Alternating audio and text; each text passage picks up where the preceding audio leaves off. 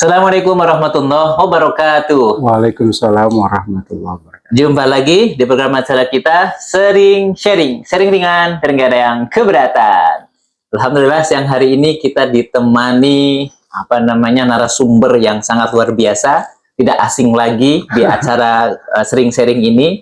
Beliau adalah seorang akademisi, seorang dai dan juga pemerhati bangsa, penulis, dan juga banyak lagi gelar beliau ini. Banyak banget nih. Banyak banget. Siapa lagi kalau bukan Al-Ustadz Mabrur Inwan MAG. Sehat Ustadz ya? Alhamdulillah sehat. Masya Allah, sebelum kita berdiskusi yang agak berat, rasa-rasanya kita perlu ngopi sejenak nih Ustadz. Nah, penting itu ya. Ngopi itu ternyata, ngolah pikir gitu ya. Selain Membuka ngolah ruang pikir, inspirasi. yes, juga, ngopi itu juga ternyata ngoptimalin pikiran. Betul. Ya, jadi pembahasan kita hari ini, Ustaz, kalau kita melihat kondisi bangsa dan negara kita ini sebenarnya kan tidak kurang satu apapun sebenarnya. Yeah. Dari sumber daya alamnya melimpah ruah. Bahkan kalau orang Jawa bilang itu gemah ripah loh jinawi karto tentrem kertora harjo. Apa itu artinya? Ini artinya tidak kurang apa-apa sebenarnya. Bahkan kalau dalam lagunya Kus Plus itu kalau kita nanam tiang aja gitu kan, itu bisa tumbuh-tumbuhan gitu. Saking melimpahnya. Saking melimpahnya. Dan sebenarnya kalau kita lihat SDM-nya pun juga sangat berkualitas, tidak kekurangan orang pintar. Bahkan tidak kurang juga para ulama di Indonesia kita ini. Lalu bagaimana kemudian apa sebenarnya sih yang kurang kalau kita lihat nih agar negara kita ini seolah-olah tidak gini-gini aja gitu. Gini-gini aja itu gimana tuh ya?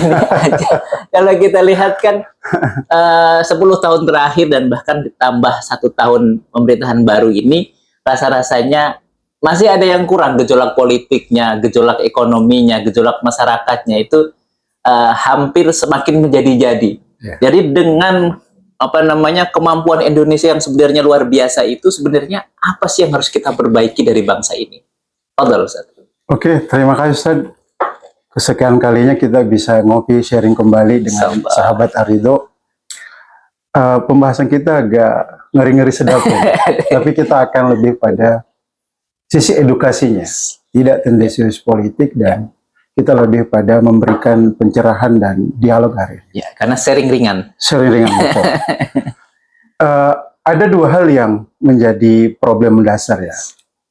Pertama, saya melihat pada aspek sosial pendidikannya dulu. Bahwa salah satu problem bangsa kita ini adalah masih rendahnya literasi di kalangan masyarakat. Dan ini kan akan berdampak pada kualitas sumber daya manusianya.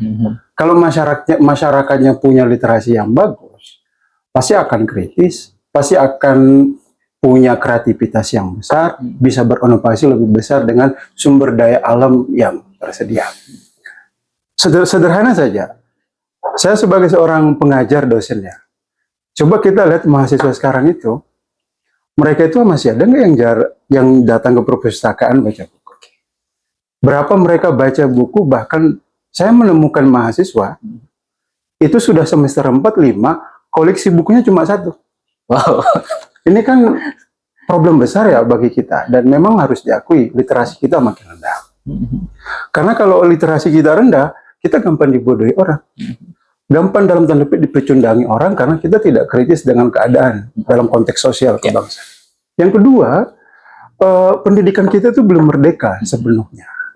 Misalkan begini, kadang persepsi kita di negara ini, khususnya di lingkungan sosial, kita nganggap orang pintar itu kalau pintar hafalan gitu ya.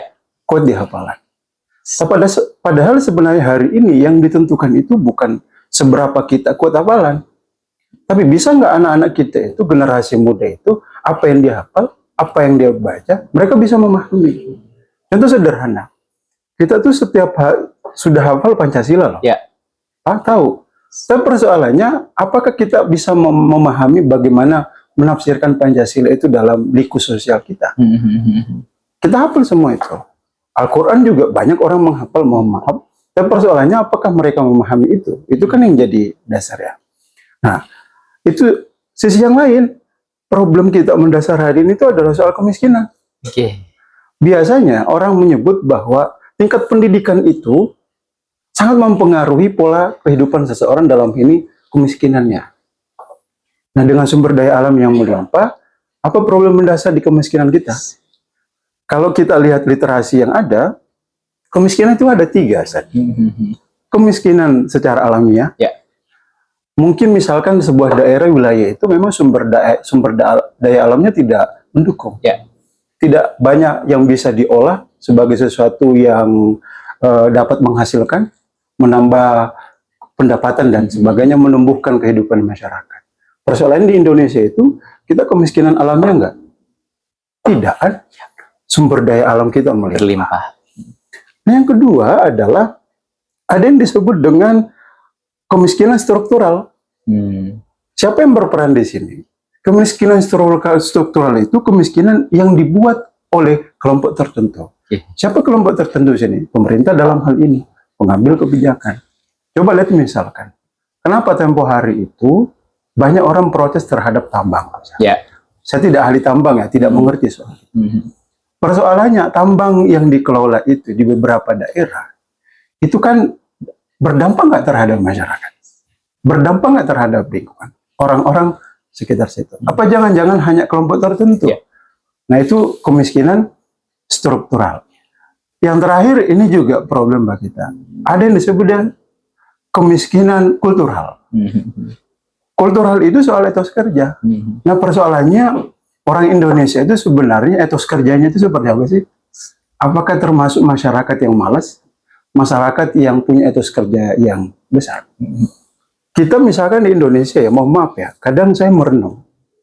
Kita muslim terbesar. Tapi kok angka kemiskinan kita semakin naik? Bahkan kalau kita lihat pengusaha, siapa sih yang menguasai dunia hari ini? Orang muslim apa non-muslim? Kita tidak bicara agama, ini bicara apa yang dibalik itu. Saya menduga jangan-jangan kita ada kekeliruan memahami agama. Kadang kita, saya pribadi sejak kecil itu, mungkin juga Ustadz dan yang lain, udah nggak usah kaya, hidup sementara, harta nggak dibawa mati. Kayaknya seolah-olah pola itu yang kita pakai, sehingga hidup itu hanya untuk yang penting bisa makan nih, selesai. Padahal Islam kan tidak begitu. Islam mendorong kita kaya, dengan kaya itu bisa lebih bermanfaat. Nah, itu yang pertama tadi. Nah, yang kedua, kita bisa lihat aspek politik hari ini, sosial politik hari ini. Korupsi di mana-mana terjadi. Dan ingat loh, ada yang mengatakan lebih berbahaya seorang koruptor dibanding teroris itu. Sepakat. Karena korupsi itu, setiap orang korupsi, maka banyak anak-anak yang kehilangan buku. Setiap hasil korupsi seorang elit, seorang pejabat, maka banyak orang-orang yang akan semakin miskin, menderita. Nah, ini yang terjadi hari ini. Korupsi terjadi di mana-mana. Belum lagi soal bagaimana tatanan demokrasi kita, bagaimana dinamika politik kita hari ini itu berdampak sekali terhadap gejolak hari ini. Saya kira itu, Wow, sangat luar biasa. Lalu bagaimana dengan problem akhlak bangsa, di mana kita melihat para elit kita itu seolah-olah near empathy terhadap empati terhadap konstituennya. Dan kita lihat bahkan mereka sering flexing dan saat ini tuh menunjukkan berbagai macam tingkah laku yang lucu lah kalau kita lihat. Sehingga mohon maaf yang kemarin terjadi di akhir Agustus itu salah satu cerminannya. Berarti kan ada problem terhadap akhlak bangsa. Lalu bagaimana kemudian kita bisa memperbaiki hal ini? Oke, saat ini ya, ini juga problem di kalangan elit kita. Saya masuk pada persoalan dulu bahwa pendidikan politik kita hari ini itu tidak memberikan edukasi yang baik, baik terhadap politisinya sendiri maupun kepada publik. Misalkan, demokrasi kita itu hanya sebatas cenderung basa-basi, keluar dari substansi. Sehingga apa yang dilakukan oleh elit itu hanya sebatas pencitraan. Di tengah media sosial yang semakin gencar, mereka hanya menawarkan sesuatu yang basa-basi. Bahkan mohon maaf, kadang sebagian elit, tidak semuanya, itu kayak lebih senang melihat pembodohan di masyarakat agar bisa mengelabui mereka, membangun citra seolah-olah itu baik, padahal ada pembodohan di situ. Yang kedua adalah ada persoalan moral di situ. Termasuk tadi persoalan empati itu ya. Mereka tidak pernah sadar bahwa bisa menikmati fasilitas negara dan segala penghormatan yang diberikan oleh publik itu karena rakyat juga. Di saat mereka kampanye, mereka mendatangi, makanya ada katakan bahwa rakyat kan suara Tuhan. Ya. Nasib elit politik itu kan ditentukan oleh rakyat. Sehingga ke depan, saya pikir bahwa seorang politisi ada dua hal yang perlu dia lakukan. Yang pertama adalah kedepankan moral kebangsaan itu. Apa moral kebangsaan itu? Kita misalkan lihat di dalam, saya ingin mengaitkan tujuan bangsa dengan dalam Al-Quran. Ya. Misalkan dalam Al-Quran itu katakan, alladzi at'amahum min ju'i wa amanahum min khauf. Jadi sebenarnya tujuan para elit bangsa itu memegang kekuasaan itu hanya dua. Yang pertama adalah membebaskan mereka dari kemiskinan, perut yang lapar itu. Yang kedua adalah memberikan rasa aman, ketenangan kepada mereka. Mestinya itu yang dilakukan dengan tadi berbagai sumber daya alam yang kita rasakan. Jangan kemudian tindakan korupsi yang tadi dilakukan itu semakin membuat orang kelaparan dengan kemiskinannya. Semakin orang tertekan dengan kehidupan sosialnya karena pendidikan tidak baik, kesehatan mereka susah mendapatkan, lapangan kerja juga sulit mereka rasakan. Jadi tujuan bangsa itu adalah mencerdaskan masyarakat dalam hal memberikan edukasi tadi. Yang kedua adalah memberikan rasa aman. Ternyata kalau kita lihat dalam kajian psikologi Abraham Maslow itu, kita kan sering mendengar istilah kebutuhan hierarki manusia. Di antara kebutuhannya itu, ada yang disebut dengan kebutuhan fisiologis, butuh makan, ya kan, butuh seks dan sebagainya. Nah itu kan persoalan perut di situ. Yes. Jadi sebenarnya kalau pemerintah itu mengeluarkan masyarakatnya dari kemiskinan, itu kan sebenarnya memberi kebutuhan fisiologis terhadap mereka. Mereka butuh makan, mereka butuh bertahan. Yang kedua, bahwa manusia secara psikologi, mereka butuh rasa aman dan nyaman dalam kehidupannya. Nah, itu bagian dari tujuan negara menciptakan rasa aman. Nah, saya kira itu. Wow, sangat luar biasa. Lalu kalau kita kaitkan dengan tujuan bernegara adalah menciptakan rasa aman. Ini kan berarti erat kaitannya dengan kebijakan. Betul. Dan setiap kebijakan yang dilahirkan itu pastinya muncul dari politik. Betul. Dan politik ini adalah kendaraan bagi siapapun untuk menentukan suatu kebijakan. Betul. Kalau kita lihat di Indonesia ini kan menganut paham trias politika, di mana negara ini dikendalikan oleh eksekutif, legislatif, dan juga yudikatif. Di Indonesia ini kalau kita rasa agak ironi gitu kan, ketika kita melihat, mohon maaf nih, lagi-lagi bukan menyinggung kelompok tertentu. Kita lihat hari ini, kalau misalkan yang duduk di legislatif, itu sebagian besar mereka yang berada juga di eksekutif. Sedangkan yudikatif ini ditentukan oleh eksekutif yang nanti diajukan kepada legislatif dan akan dikembalikan kepada eksekutif. Proses suatu kebijakan ataupun pengambilan keputusan ini kan otomatis tidak pernah terlepas dari ketiga hal ini. Iya, lobby-lobby politik juga ada. Lalu kalau kita melihat dalam konteks di Indonesia ini, sebenarnya apa yang harus kita perbaiki, dan bagaimana kemudian agar politik itu benar-benar kita pergunakan sebagai kendaraan untuk mensejahterakan masyarakat dan menciptakan masyarakat yang adil, makmur, dan seperti jargonnya gitu kan, asta cita ini benar-benar terwujud. Silakan. Dari rakyat untuk rakyat. Rakyat. Itu bahasa yang sering kita dengar, walaupun kenyataannya ya masih perlu. Iya, masih perlu pembelajaran. Tapi saya kira kecurigaan, rasa pesimis masyarakat juga tidak bisa disalahkan sepenuhnya. Jadi pandangan itu, pikiran itu muncul dari apa yang mereka alami hari ini. Terkait masalah hukum misalkan. Kan begini, agak terkesan bahwa elit itu dengan kekuasaannya tidak dijadikan untuk memberikan rasa puas terhadap masyarakat. Tapi kekuasaan itu dijadikan sebagai alat untuk menguasai. Menguasai kelompoknya tertentu atau menekan kelompok yang lain yang mungkin berseberangan dengan garis afiliasi politiknya.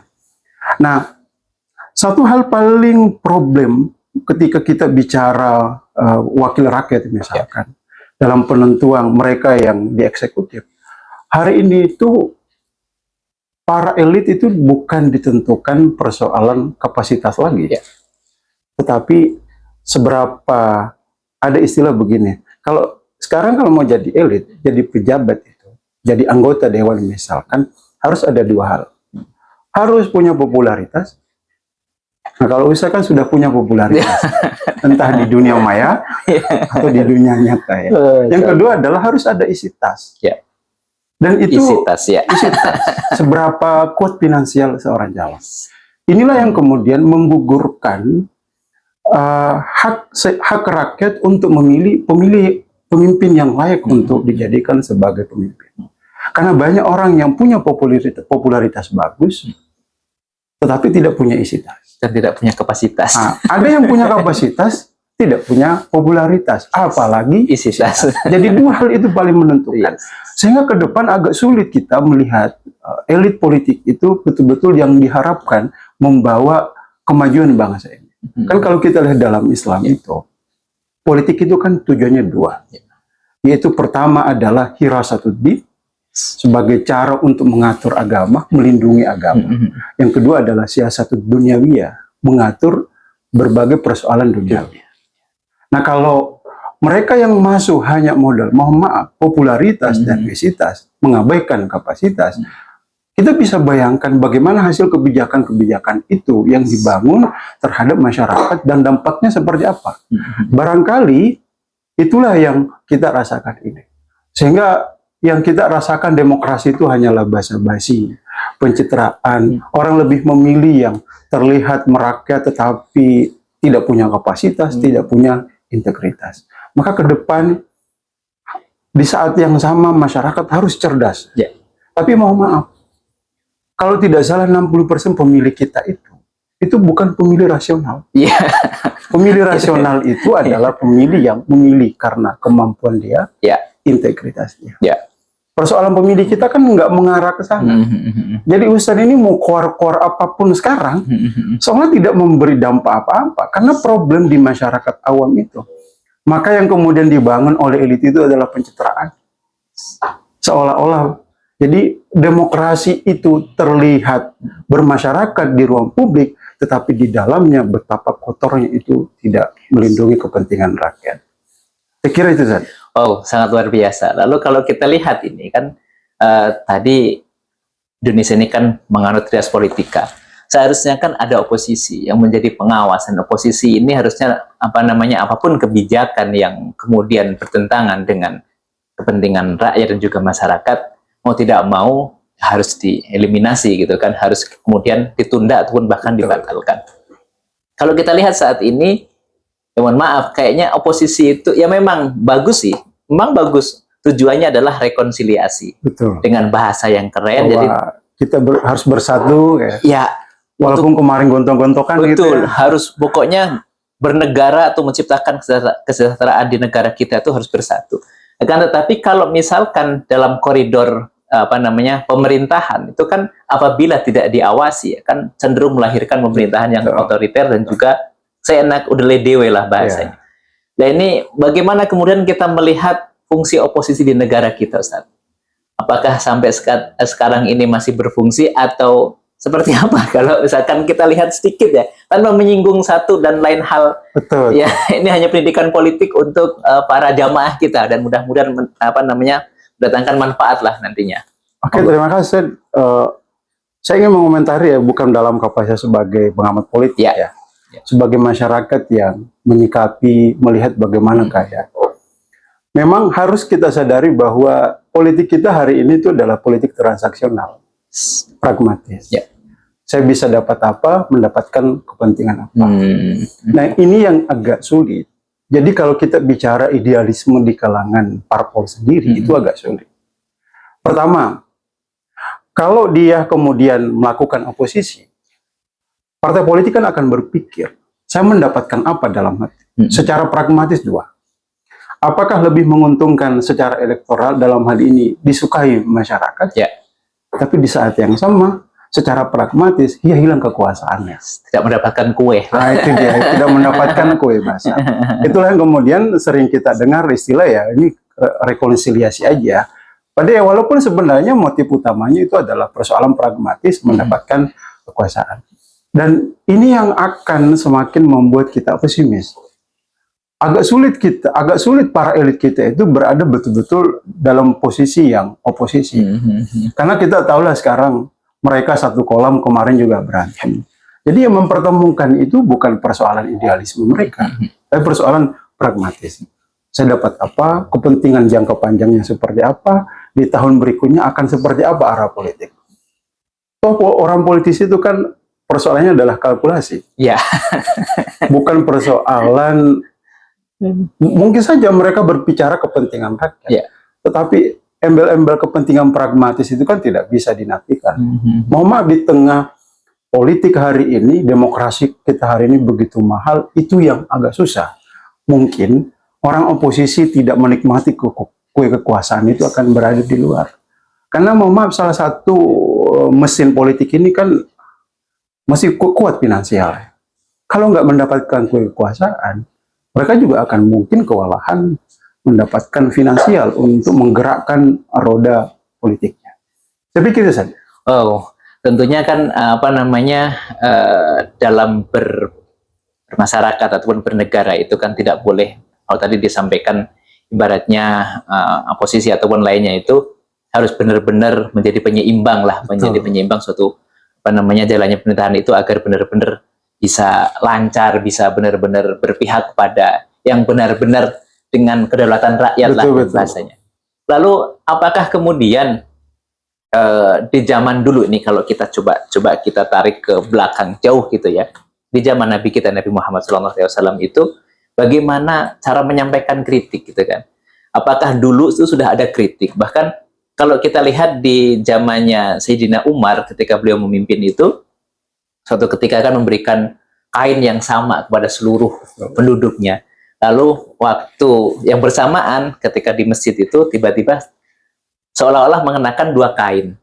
Itu kan, lalu ada yang langsung bertanya, memberanikan diri bertanya, mengkritik bahasanya. Kok kami diberi satu sedangkan kau memakai dua dan sebagainya, gitu kan? Nah, ini kan berarti kan ada proses demokrasi yang sudah dipraktekkan pada zaman itu. Lalu bagaimana kemudian seharusnya warga negara ini mengkritik pemimpinnya? Apakah masih relevan kalau kita misalkan bahkan maaf, di zaman Pak Soeharto itu sering kita lihat tayangan-tayangan ketika beliau dikritik oleh anak SD.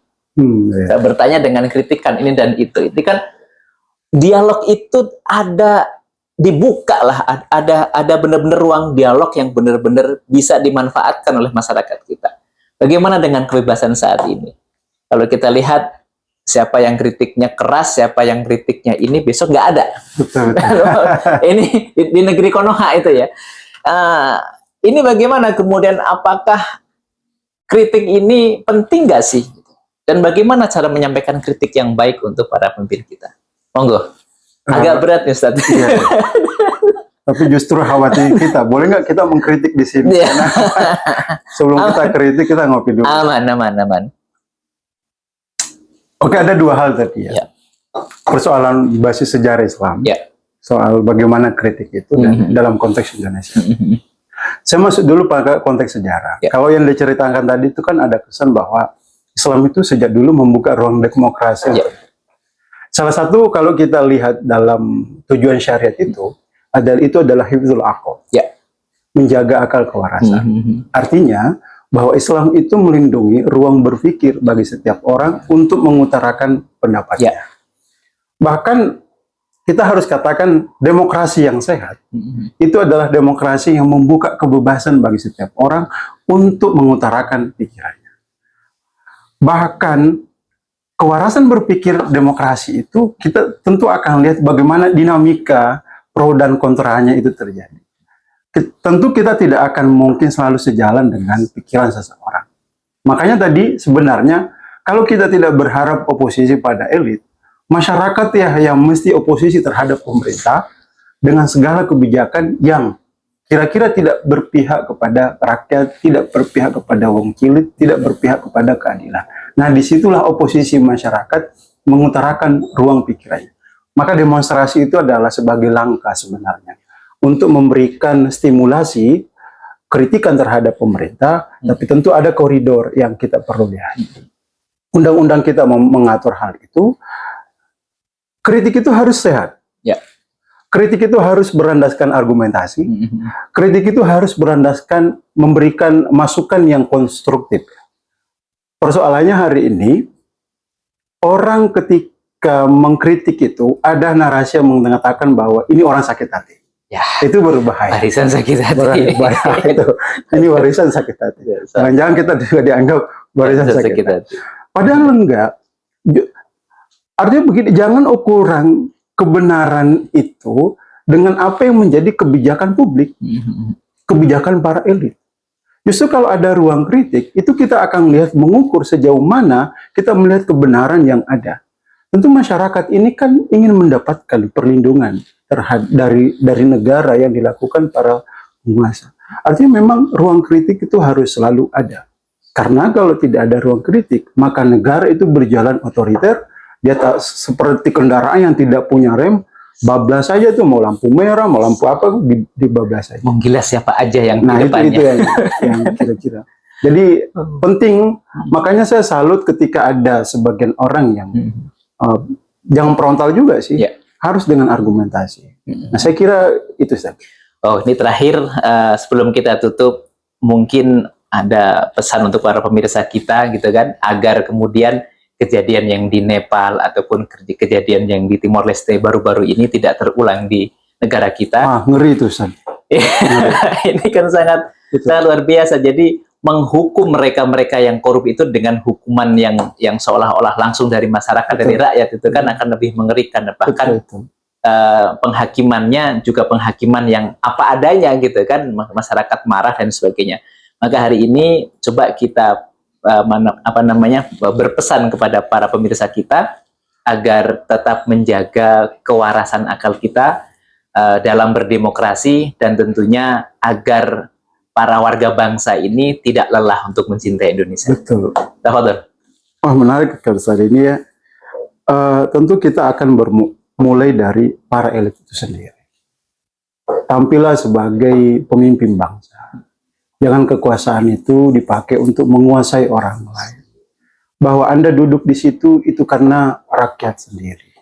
Makanya ketika jabatan itu dua hal dilaksanakan dengan secara amanah, lalu menegakkan keadilan, dalam hal ini basis hukum, keadilan ekonomi, keadilan politik, maka pasti kita akan merasakan ketenangan maju bangsa ini.